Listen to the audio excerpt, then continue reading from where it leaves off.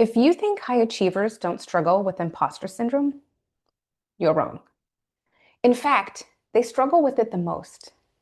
And the reason has nothing to do with skill. It's about identity. People assume the confident, capable, put together people have the strongest self belief. But here's the twist: the people who look the most steady on the outside are often the ones battling the loudest self doubt on the inside.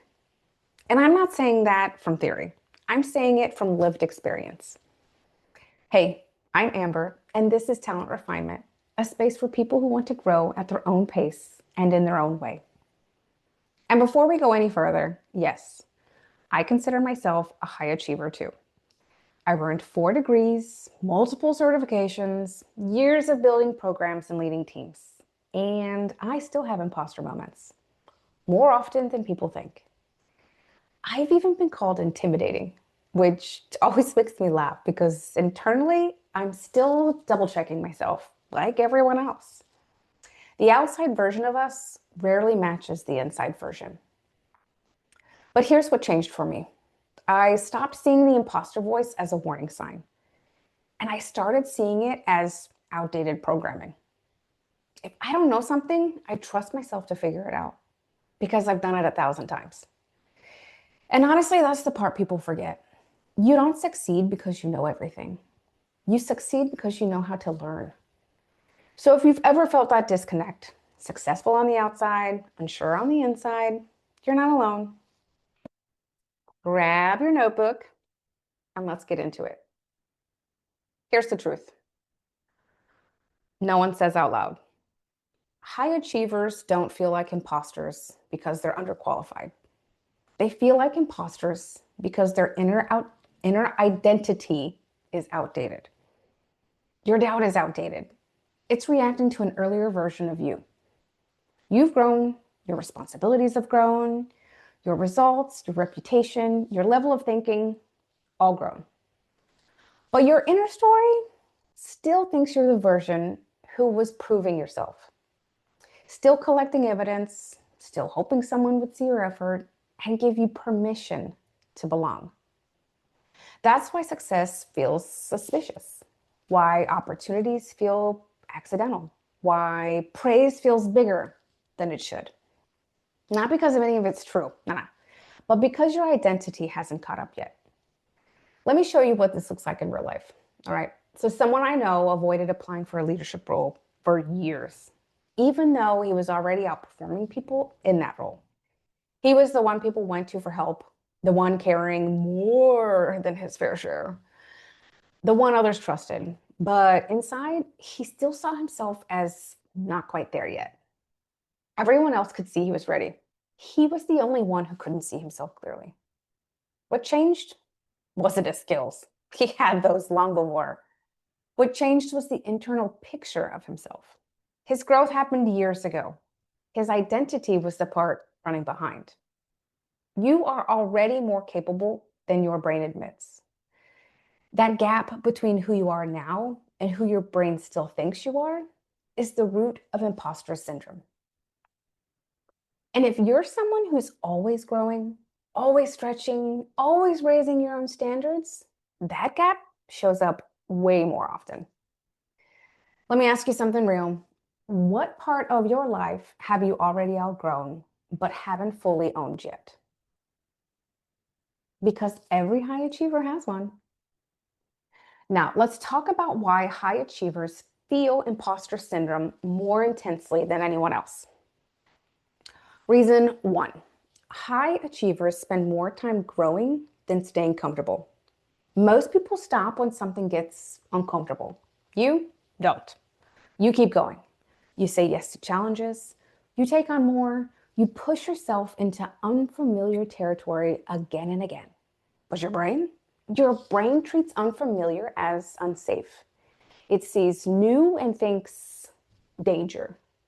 So every stretch triggers an internal alarm. Are we sure we belong here? Not because you're unqualified, but because your brain doesn't have enough reps to recognize your new level of normal. Reason two: high achievers normalize their strengths. If something comes naturally to you, you assume it must be easy for everyone. You don't count it as a strength. You don't see it as a skill. You don't even recognize it as proof. You finish something quickly and say, it's not a big deal. But it is a big deal. It's just not difficult for you anymore. There's a difference. If your strength feels ordinary, you won't give yourself credit. And that destroys confidence quietly. Reason number 3, high achievers absorb responsibility faster than praise. Feedback, you take it to heart immediately. Compliments, you deflect without even thinking. You did amazing. Oh, thanks. I could have done it better. You take accountability instantly, but absorb recognition slowly. That imbalance keeps that imposter very well fed. But then we have visibility. As you grow, you become more visible. People notice your work, people rely on you, people look to you for clarity, leadership, direction. Suddenly you're in spaces you used to look up to, and they still feel big even though you've earned your seat. Visibility makes high achievers feel exposed. We worry more about being judged than being wrong. So stepping into bigger roles triggers that nervous system like, okay, wait, everyone can see me now. But discomfort isn't proof you're an imposter at all. It's proof that you are expanding. Now let's talk about how to break this cycle because it is breakable. Step 1, change the question. Instead of asking, am I good enough for this? Ask, what part of me is growing because of this? One question shuts you down, the other opens you up.